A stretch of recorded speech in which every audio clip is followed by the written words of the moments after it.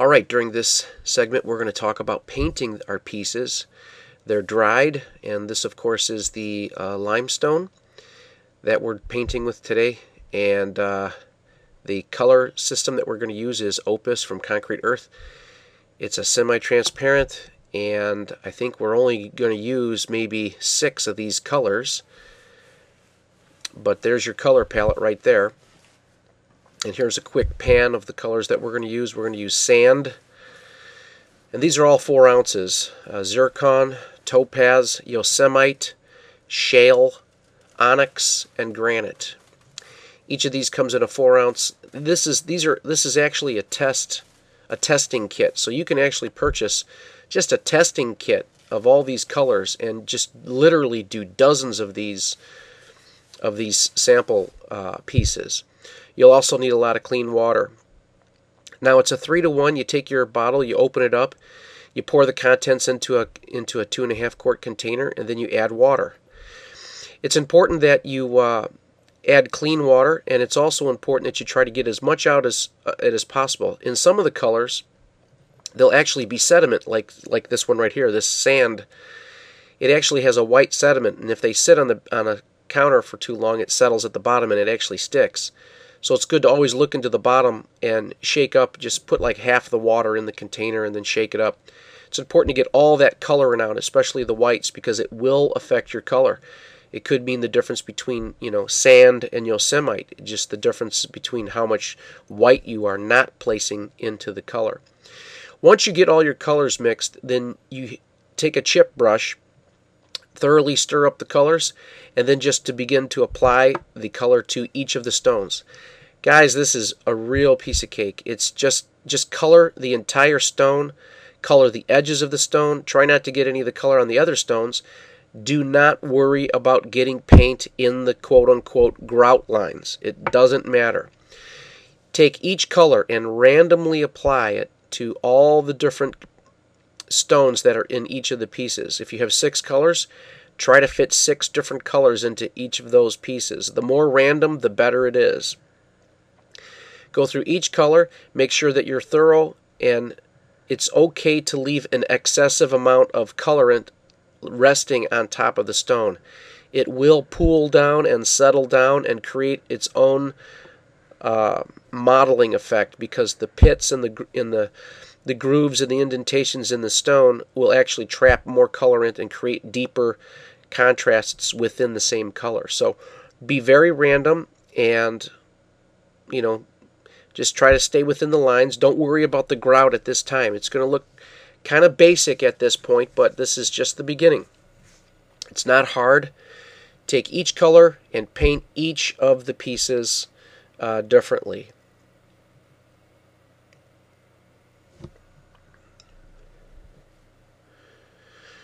Once you're finished with that, then another method is you can take your paint and then I stick a nozzle in there, and I just lightly start spritzing the top of it. Now I'm not putting a lot on there. I'm just like atomizing it just a little bit and just basically covering the entire surface with a light mist.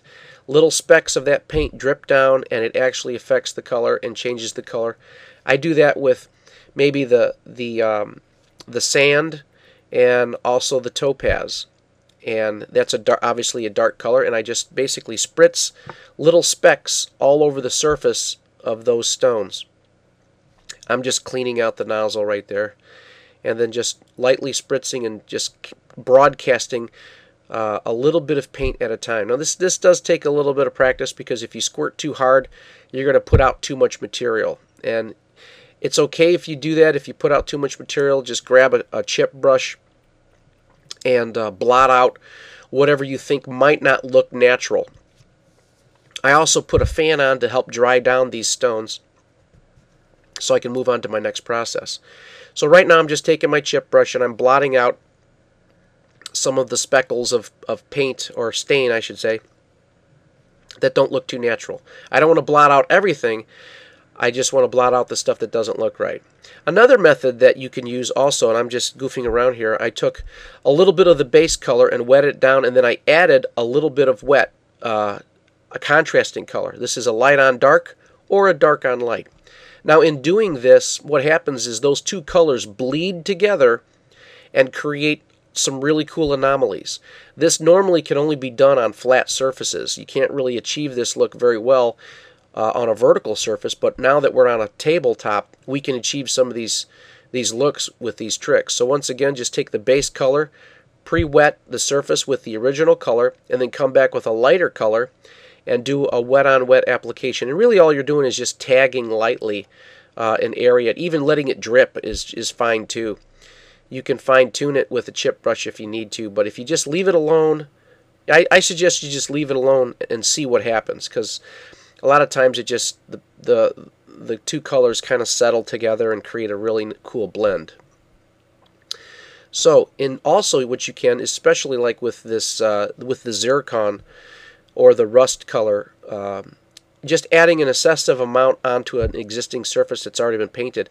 Let it pool and settle in the pits. I mean, when I say a lot, just go ahead and let it puddle up on you. When that dries down, it really has a really cool effect. As our paint is drying under the fan, we're going to mix up a little bit of mortar. And I just took a little bit of mortar and some water. And basically what you're looking to do is create a mortar soup. A mortar soup, which is, which can easily be spread with a chip brush. So just take a little bit of water and a little bit of mortar and mix up this mortar soup. It should be really rich. And once that's all set up, then we can move on to actually applying it. Once our pieces are dry, then just take a chip brush and literally just tag the grout lines. Just literally paint the grout lines with the mortar. And you can lay it in there kind of thick. It's not a big deal. You don't want it super thick, but you do want to cover all the edges, even up. You can even let it tag up on top of the stone. It doesn't matter if it gets on the top of the stone or not. You want to tag all your mortar edges, and including your straight edge. That whole line up and down that straight edge needs to be tagged, because that is a mortar joint. In doing this, what you're doing is basically painting on the mortar. The mortar is already there. It just needs to be recolored. And we're coloring it with real cement. When this cement dries, it's going to look fantastic because it's the color of mortar. The texture is already there.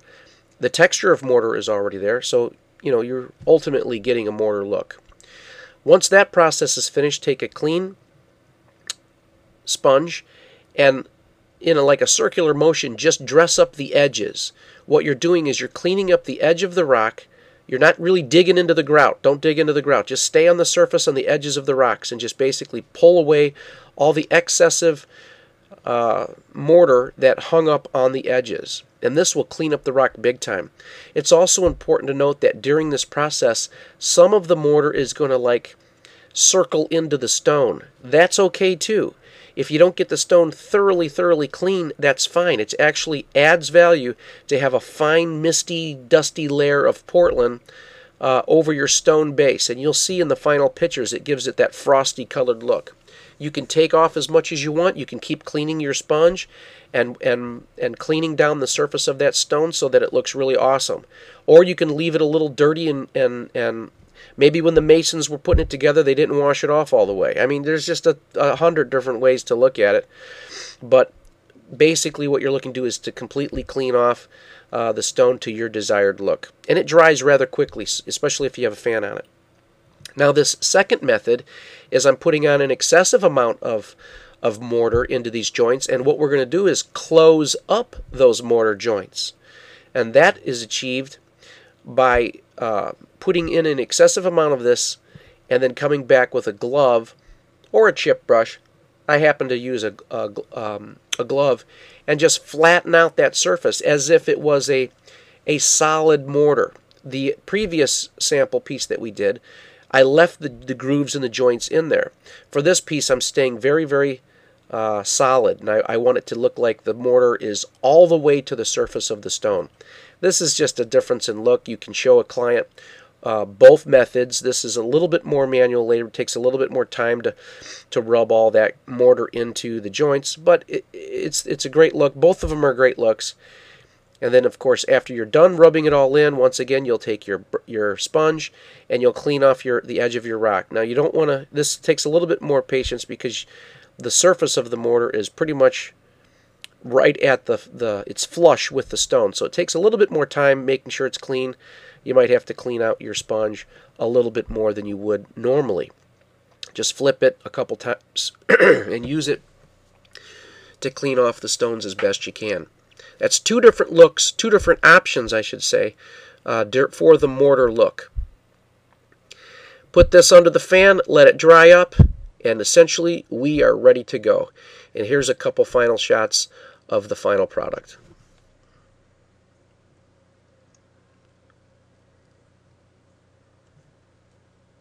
Look at the depth of color. Remember, we're really just using one or two colors tops.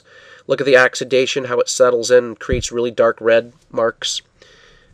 Your black, your granite, all those pieces. Notice the film, the cloud that's kind of over the stones altogether. This is all very much characteristic of a real stone, especially if masons are using mortar. They sponge bob it down, and it leaves a very nice look. This is a corner piece. Look at our differences in our settlement of color. This is just one color. Look at the oxidation. Look at the drips of topaz on that light colored stone. It worked out really well. These are just really simple tricks. Anybody can do this. It's a piece of cake, but the effect is really just over the top.